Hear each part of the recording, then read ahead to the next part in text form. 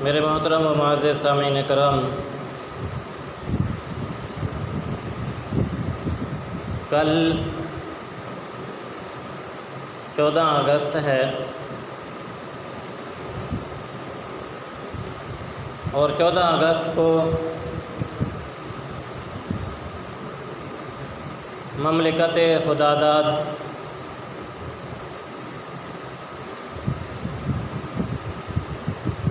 پاکستان وجود میں آیا۔ تو اس حوالے سے کچھ باتیں آپ حضرات کے سامنے عرض کروں گا۔ کہ وطن سے محبت اور اس کے تقاضے کیا ہیں۔ امید ہے کہ آپ حضرات توجہ سے سنیں گے۔ اللہ رب العزت مجھے اور آپ سب کو سننے سمجھنے کی توفیق نصیب فرمائے۔ اللہ رب العزت نے ہمیں بے شمار نعمتیں عطا فرمائی ہیں، اور ان بے شمار نعمتوں میں سے ایک نہایت عظیم نعمت وہ ایک آزاد وطن کے اندر آزاد زندگی گزارنا ہے۔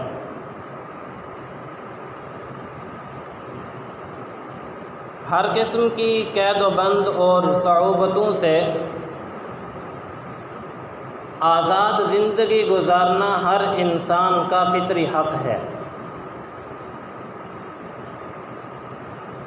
صرف حق ہی نہیں بلکہ ہر انسان کی یہ چاہت ہوتی ہے کہ میں آزاد زندگی گزاروں، آزاد ملک کے اندر زندگی گزاروں۔ اور آزادی کی یہ چاہت صرف بڑے لوگوں کے اندر ہی نہیں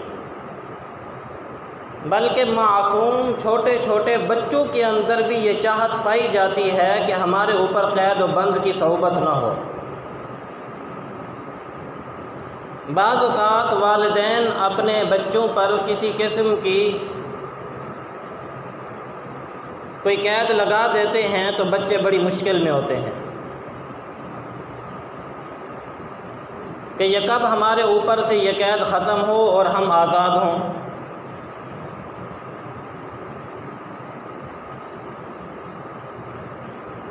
اور آپ دیکھیے کہ یہ چیز صرف انسانوں کے اندر نہیں بلکہ جنگل میں رہنے والے درندوں کے اندر بھی یہ بات موجود ہے کہ وہ قید ہونے کو پسند نہیں کرتے۔ پرندوں کے اندر بھی دیکھیں، اگرچہ وہ قید کے اندر رہ کر ان کو اس سے زیادہ اچھا کھانا یا اس سے زیادہ ان کو سہولت مل سکتی ہے، لیکن اس کے باوجود بھی وہ قید کے اندر رہنا پسند ہرگز نہیں کرتے ہیں۔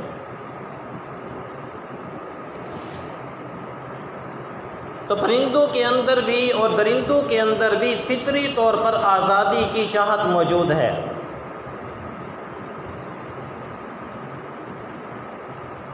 اور صرف یہی نہیں کہ جن جاندار چیزوں کے اندر آزادی کی چاہت ہے بلکہ بے جان چیزیں بھی قید ہونے کو پسند نہیں کرتی۔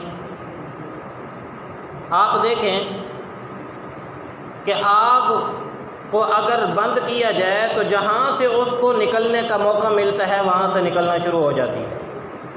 آپ چولہا جلائیں، اوپر دیگچی رکھ دیں تو چاروں طرف سے آگ نکلنا شروع ہو جائے گی۔ پانی کو بند کرنے کی کوشش کریں اور کرتے ہیں انسان، لیکن پھر بھی اس کی یہ چاہت ہوتی ہے کہ کس طرح میں اپنی اس رکاوٹ کو توڑ کر باہر نکلوں۔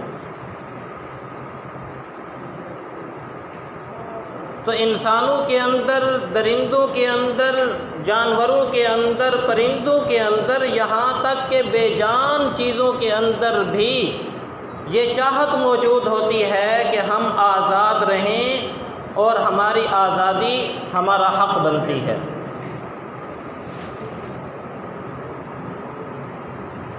پھر آزادی اور آزاد مملکت سے محبت کرنا شریعت مطہرہ کا تقاضا بھی ہے۔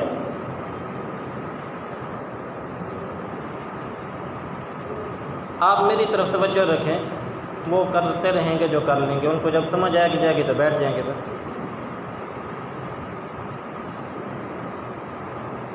شریعت مطہرہ میں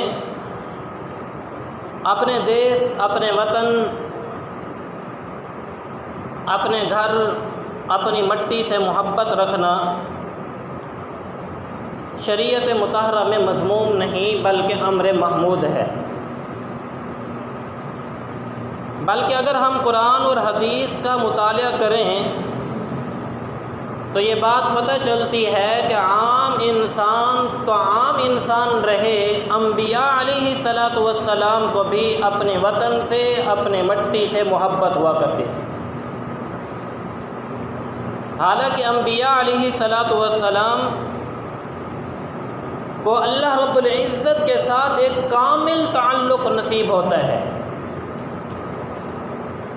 لیکن اس کے باوجود آپ دیکھیں کہ انبیاء علیہ السلام اپنے وطن سے محبت کرتے ہوئے نظر آتے ہیں۔ اسی وجہ سے اللہ رب العزت نے انبیاء علیہ السلام پر جہاں اور بہت سارے آزمائشیں بھیجیں، ان آزمائشوں میں سب سے بڑی آزمائش یہ بھی ہوا کرتی تھی کہ انہیں اپنے وطن کو چھوڑنا پڑتا تھا،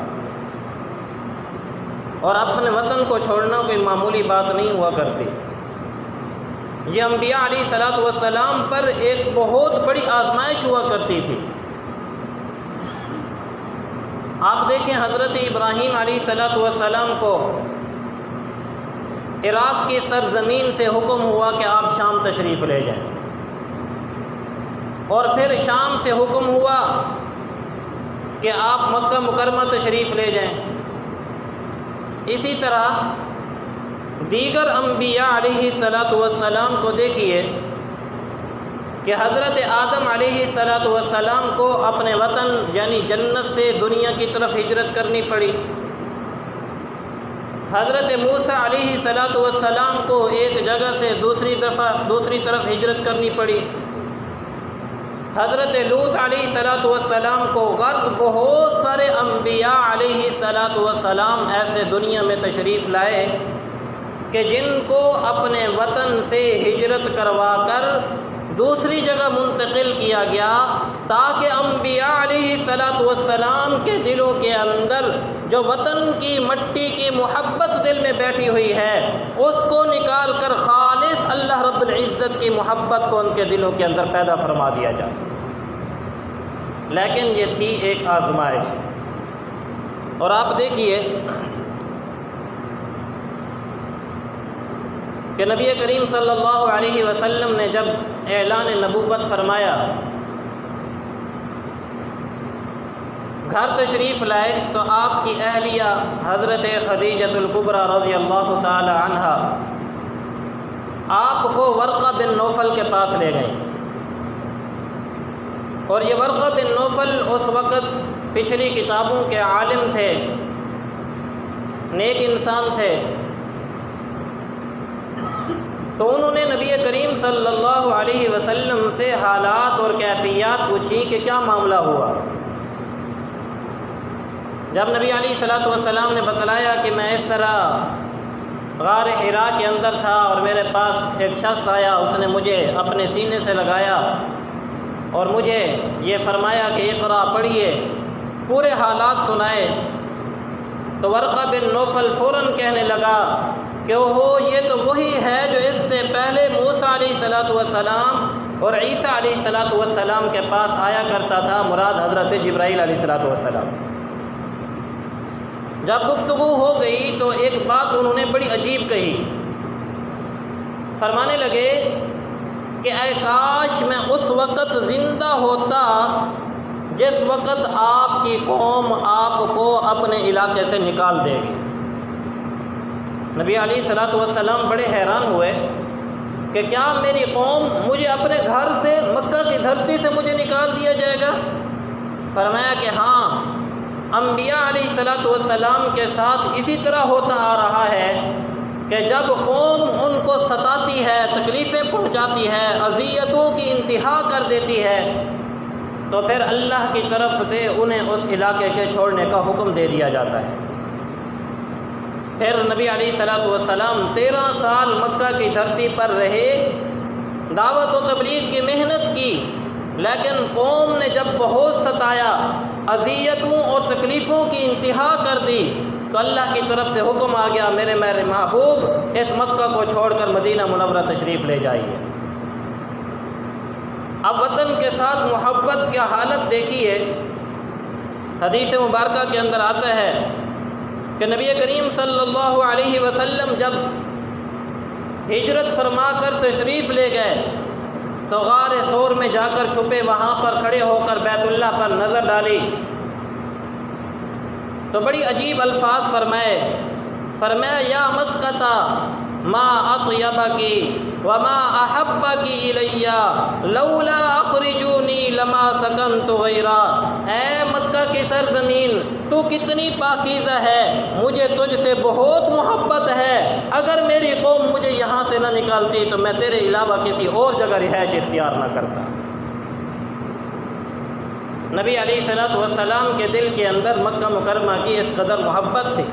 ہر آدمی کو فطری طور پر اپنے گھر سے، اپنی مٹی سے، اپنے وطن سے محبت ہوتی ہے۔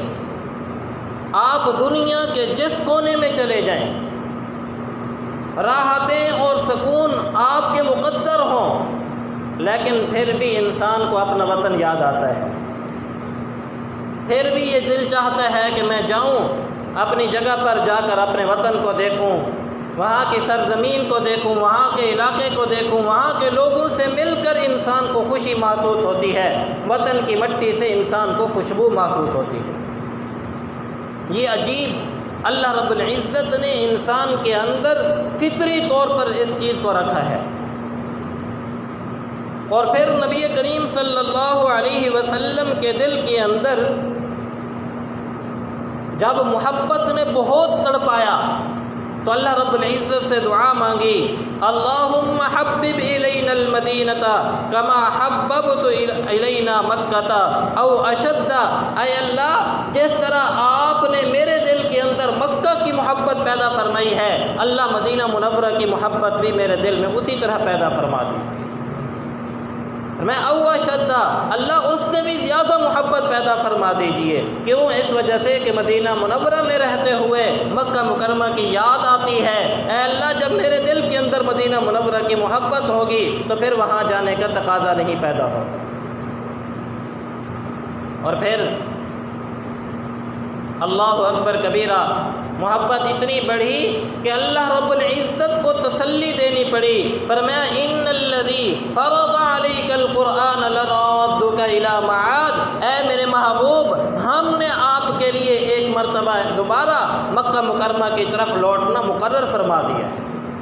اور دوبارہ پھر نبی کریم صلی اللہ علیہ وسلم مکہ مکرمہ کی دھرتی کے اوپر ایک فاتح بن کر داخل ہوئے، اور اللہ رب العزت نے مکہ کو نبی علیہ الصلوۃ والسلام کے لیے فتح فرما دیا۔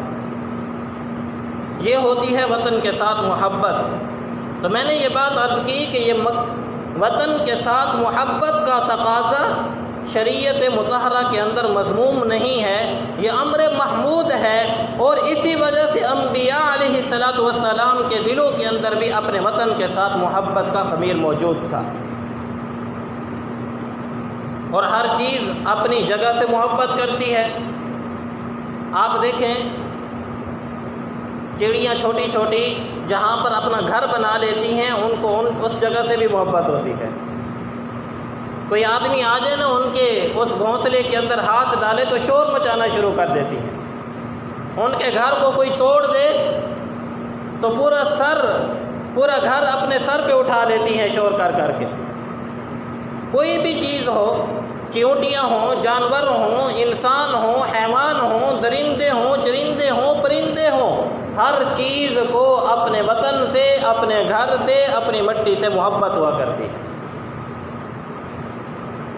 آپ ذرا شیر کی کھچار میں ہاتھ ڈال کے دیکھیں نا تو پتہ چل جائے گا۔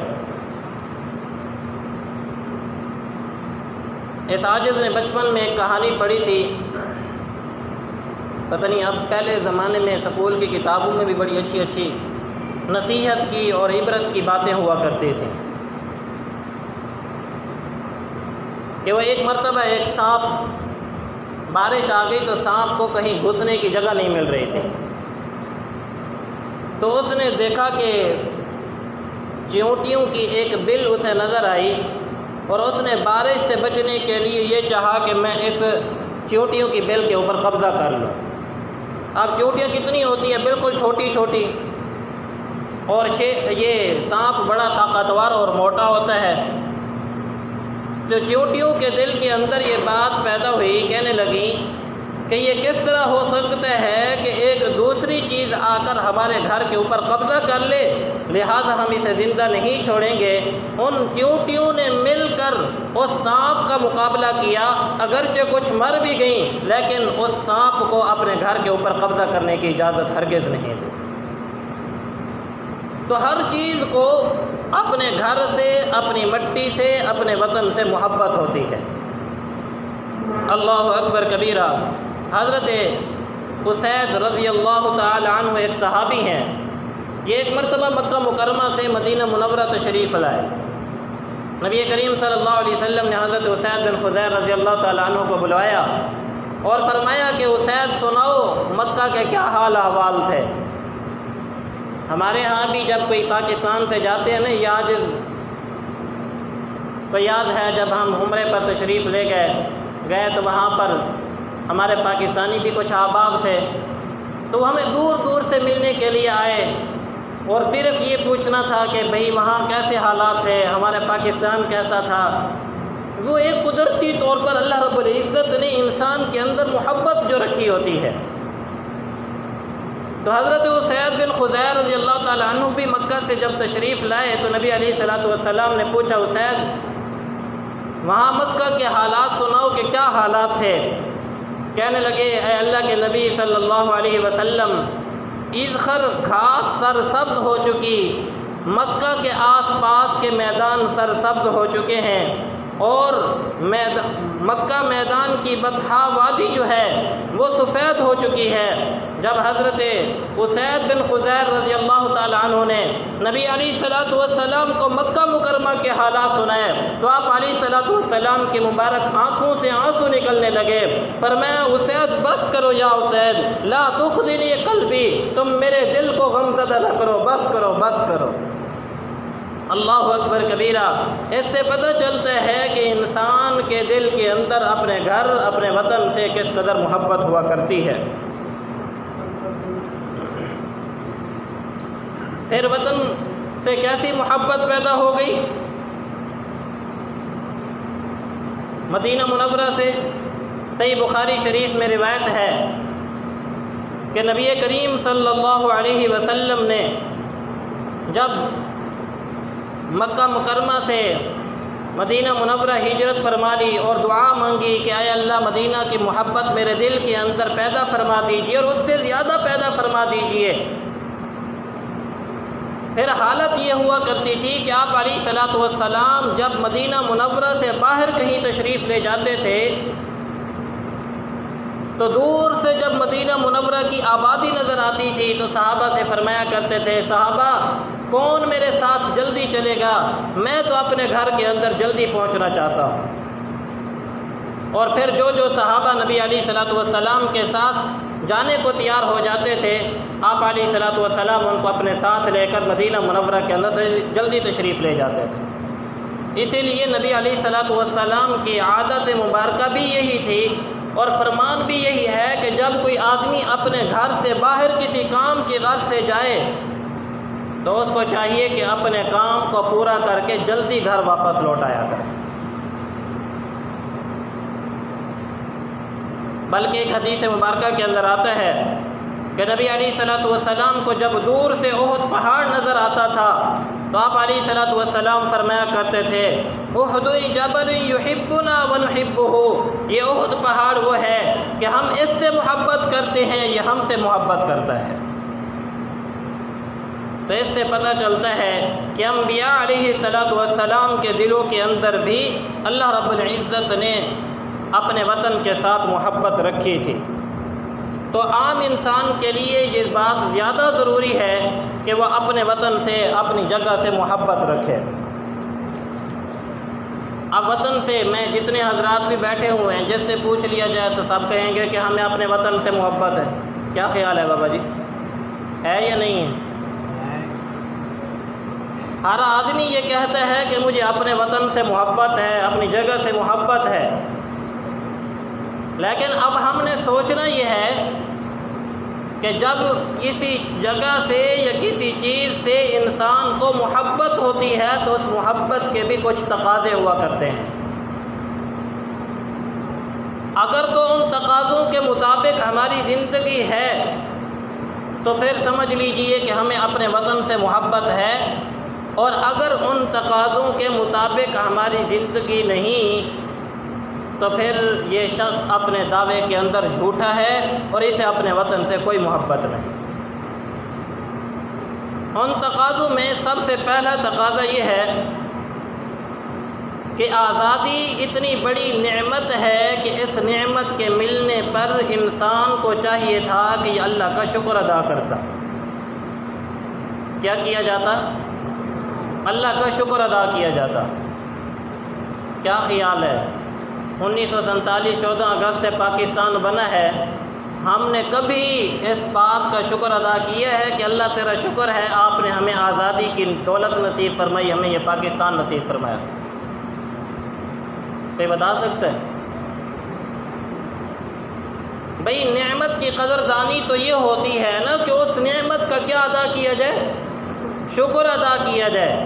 حضرت یوسف علیہ السلام قید میں تھے، اللہ رب العزت نے انہیں رہائی نصیب فرمائی، فرمانے لگے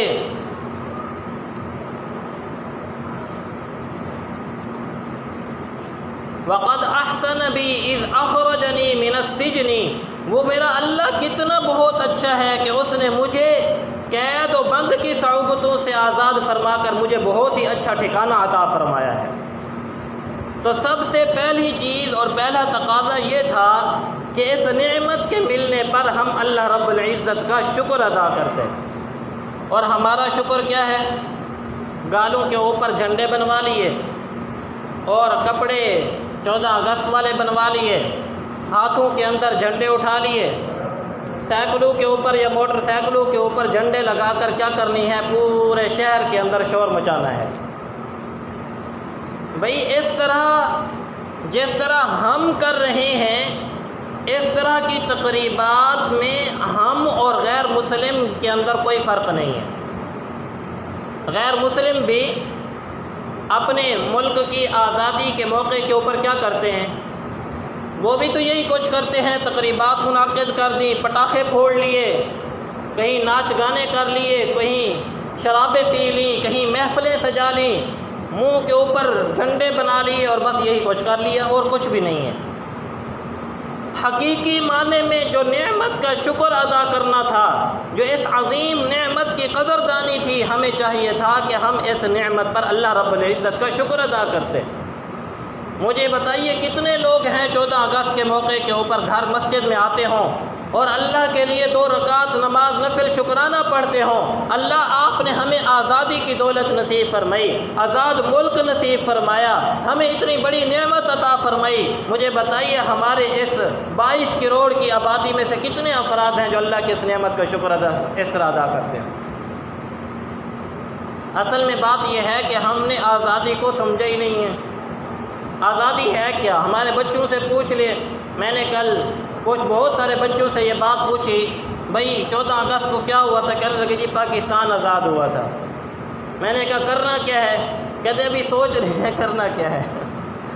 بھئی یہی کرنا ہے، پٹاخے پھوڑنے ہیں، جھنڈے لگانے ہیں، اور آج اللہ محفوظ فرمائے بس یہ باجے گاجے لینے ہیں اور دوسروں کو تنگ کرنا ہے، اور کیا کرنا ہے؟ کیا آزادی اس چیز کا نام تھی؟ کیا ملک ہمیں اس لیے ملا تھا؟ کیا یہ نعمت کی قدردانی یہ تھی کہ صرف یہ کہ منہ کے اوپر جھنڈے بنا کے باجے گاجے بجا کے دوسروں کو تنگ کر کے بس آزادی ہو گئی؟ تو اس لیے سب سے پہلا تقاضا ہم سے یہ ہے کہ ہم اس نعمت پر اللہ رب العزت کا شکر ادا کریں کہ اے اللہ آپ نے ہمیں آزادی کی دولت نصیب فرمائی ہے، اور اس مملکت خدا داد میں جس کی بنیاد لا الہ الا اللہ ہے، اللہ ہمیں آپ نے نصیب فرمایا، اللہ ہم اس بات پر آپ کا شکر ادا کرتے ہیں۔ تو ایک مرتبہ کہہ دیں سارے الحمدللہ۔ بھئی کہہ دینا یار، ایسے منہ بند کر کے بیٹھے ہیں جیسے میری بات سمجھ نہیں آ رہی آپ لوگوں کو، زور سے کہیں الحمدللہ۔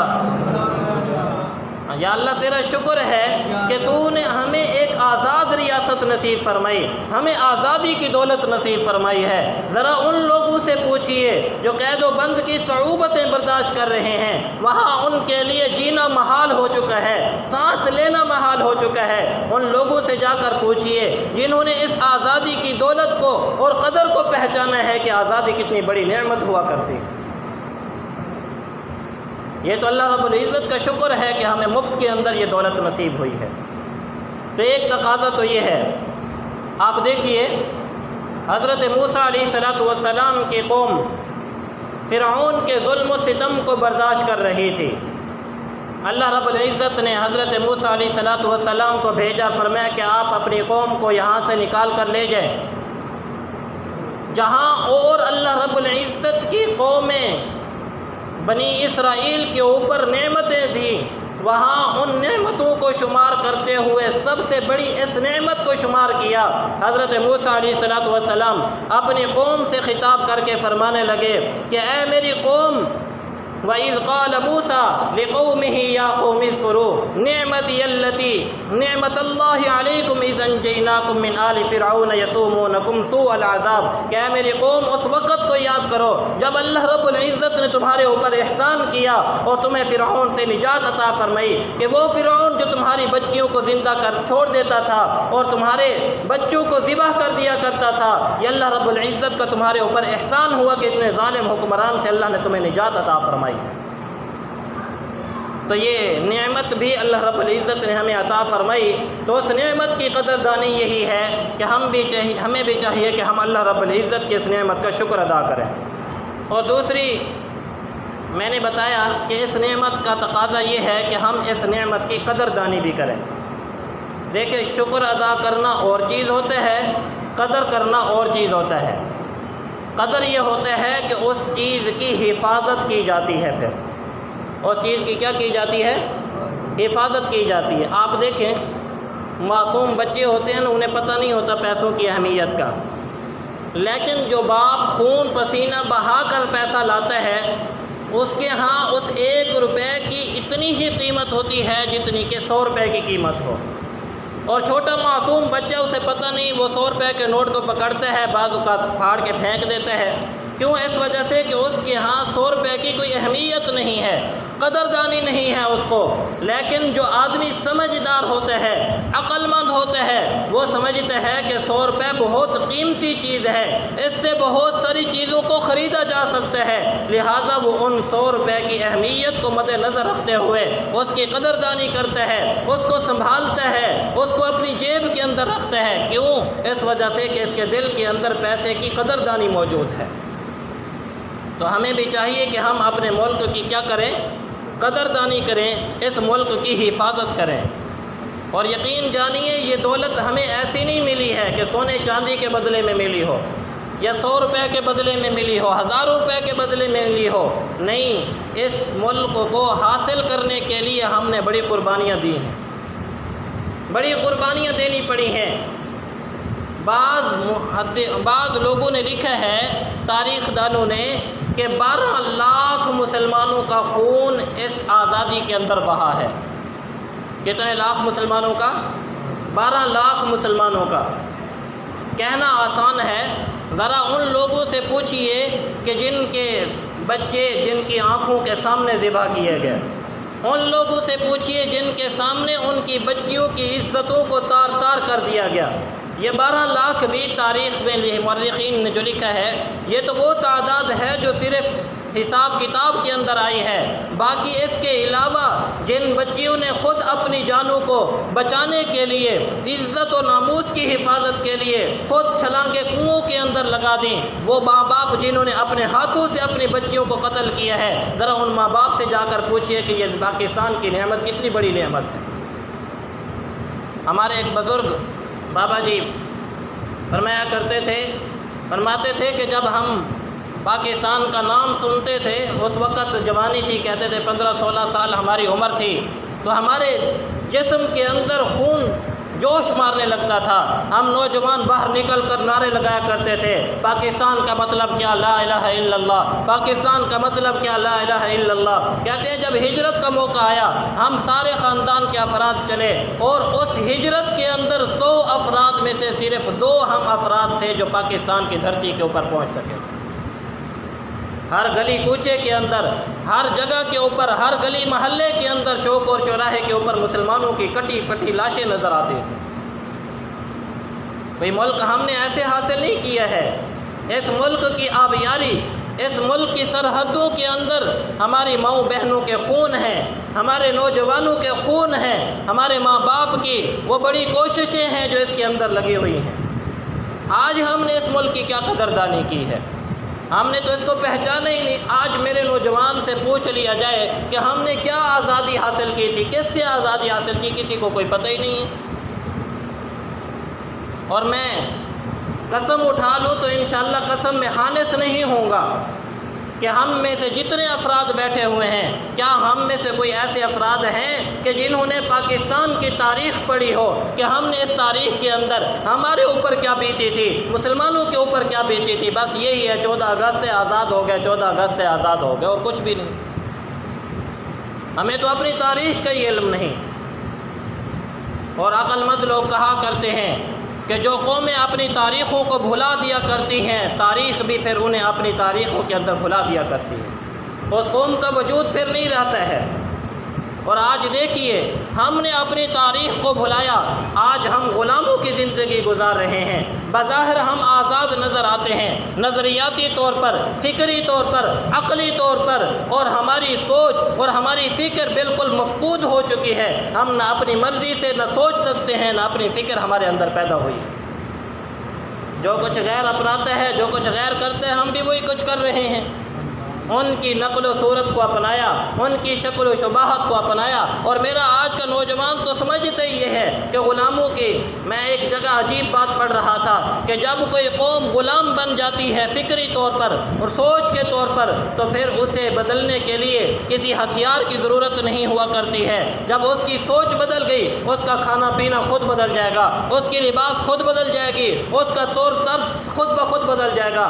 آج آپ دیکھتے ہیں ہمارے نوجوانوں کی سوچ اور فکر بدلی ہے، تو اسے بدلنے کے لیے کسی کافر کو مسلط کرنے کی ضرورت نہیں، کسی اسلحے کو ضرورت نہیں، ان طرز زندگی ہی بتلا رہی ہے کہ یہ آپ غلامانہ زندگی گزار رہے ہیں۔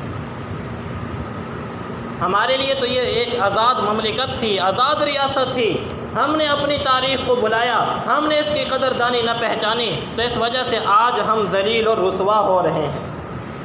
حالانکہ میں نے یہ بات ابھی عرض کی ہے کہ اس ملک کو حاصل کرنے کے لیے ہم نے بڑا خون دیا ہے، اور یہ جنگ کوئی آج سے نہیں لڑی گئی، یا صرف 14 اگست والے دن نہیں لڑی گئی، اس سے بہت پہلے اس آزاد ریاست کے لیے، مسلمانوں کی ریاست کو حاصل کرنے کے لیے لڑی گئی تھی۔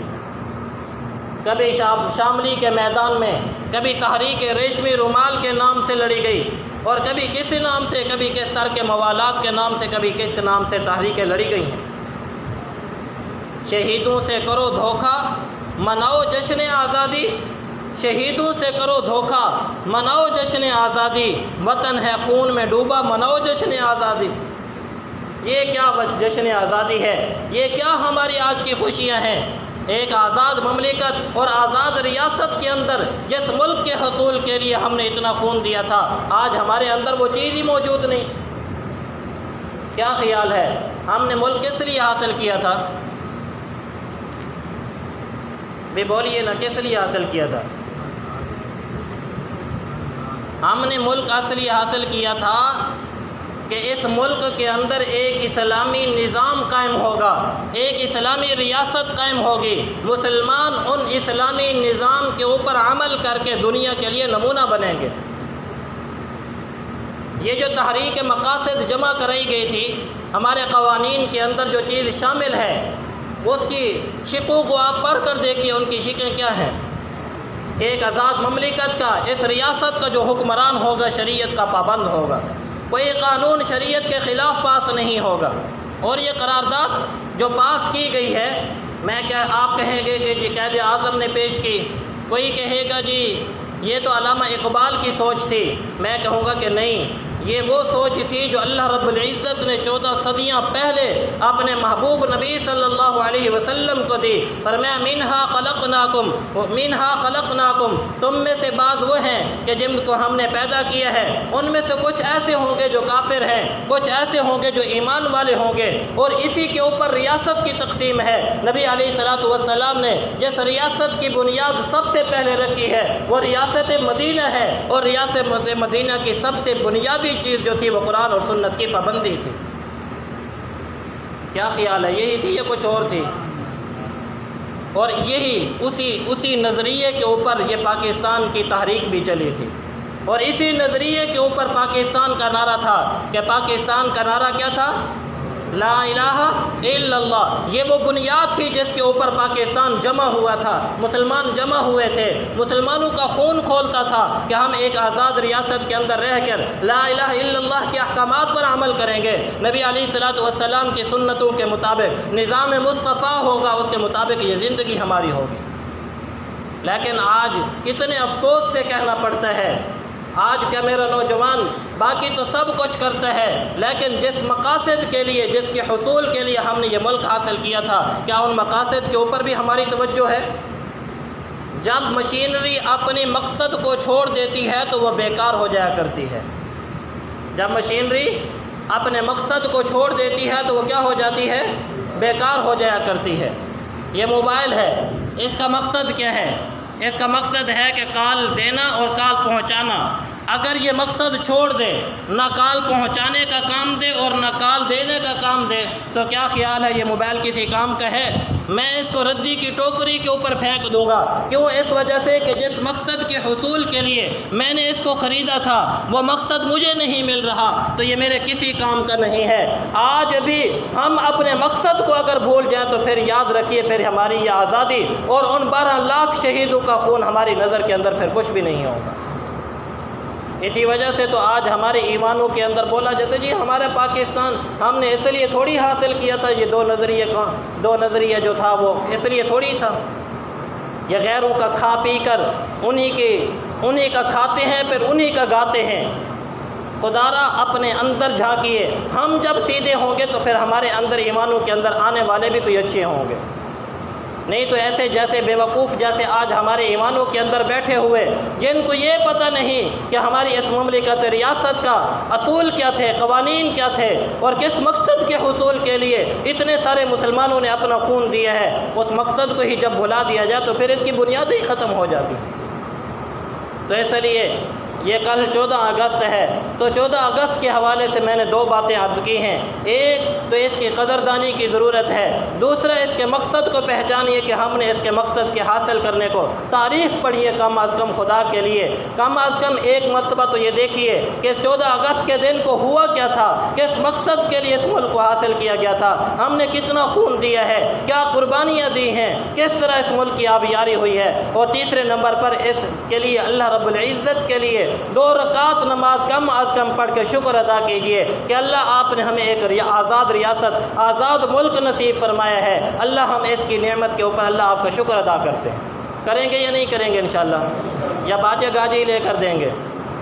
اور کم از کم بچوں کو بھی یہ بات تو ان کے ذہنوں میں، بے شک آپ ان کو جو کچھ لے کر دیں، میں منع نہیں کر رہا، لیکن ان کو کم از کم یہ تمیز ضرور سکھلائیں کہ آج ہمارے اندر عجیب بات آ گئی ہے، آزادی بھی نام فیشن بن چکا ہے۔